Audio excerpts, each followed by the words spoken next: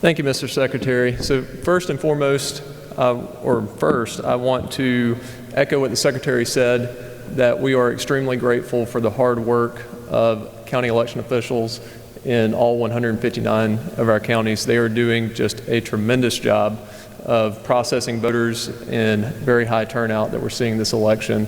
And I'll show some numbers here in just a second. I was in Paulding a couple of days ago, and they had several voters that were there in line, and I timed from the last voter from the time it took them in the back of the line to get to the front, and it was under 15 minutes, and that was during the lunch hour rush. So they're just doing a tremendous job. Their poll workers are doing a tremendous job.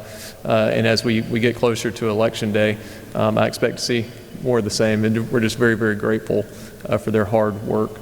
And so now to get to some of the numbers that we have I would call it state-of-the-art data hub that's on our website. You can go there and it updates hourly throughout early voting, and you get to see some turnout numbers. Just to show some other graphics, here's a chart that we have internally that shows that just under 3.1 million people have voted advance in person in all 159 of our counties. And so each color on the chart represents a different county. We monitor that throughout early voting. We have a little line graph here that shows we've seen the steady turnout throughout advance in-person voting. The first week was extremely busy. We saw a little bit of a decrease in the second week, although still high numbers. And I expect as we get into today, tomorrow, and Friday that we're going to see those numbers go up again. Typically what we see in advance in-person voting is that the last day of voting ends up being very, very high as people try to get their vote cast before Election Day. And so right now we are trending right up towards 3.1 million people having voted advance in person. This right here is a screenshot of our data hub, which you can go online and take a look at. This particular screenshot shows absentee voting statistics, and we have a lot of great data here that people can really drill down into. They can drill down into the county level, and they can look at how many ballots have been requested by voters in that county, how many have been accepted, how many have maybe been canceled, because we do have voters who will cancel their ballot, for example, to show up and vote in person. We have that data here. And so through our data hub, you can drill down and look into this. When I took this screenshot, we were sitting at just under 200,000 absentee ballots accepted, and that was out of 341,520 that have been issued as of about an hour ago.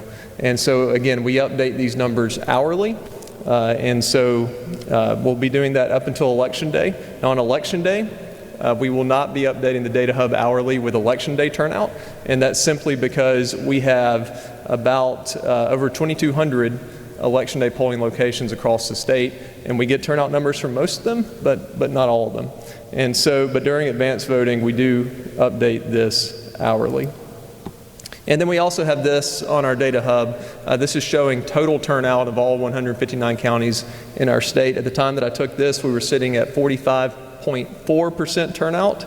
That's just under 3.3 million people having voted in our state.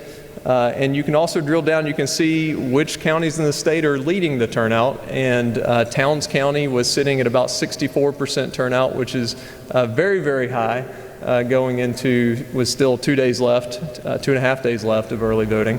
And you can see which counties are leading in turnout all the way down to from 1 to 159. And so I wanted to share those with you. Again, I encourage you to go to our data hub. Just a few other things that I want to say real fast is we are very thankful, I mentioned, for our county election officials. We're also very grateful for our Georgia Emergency Management and Homeland Security Agency. They have been tremendously helpful to us throughout the process of early voting and preparing for Election Day, especially in the aftermath of Hurricane Helene. They have helped us with even deploying Starlinks and making sure that we have those if a county loses communications.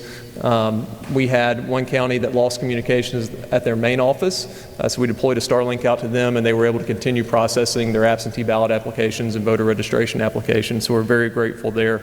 Also very grateful for Georgia Power. as they have been helpful in the locations where we needed power restored. They made sure the power got restored. And also, as we gear up for Election Day, they have been helpful in making sure that there's not construction going on near polling locations. There's not work that they're doing going on near polling locations. And so we're grateful for that. And so with that, I do want to turn it right now over to our Chief Operations Officer, Gabriel Sterling.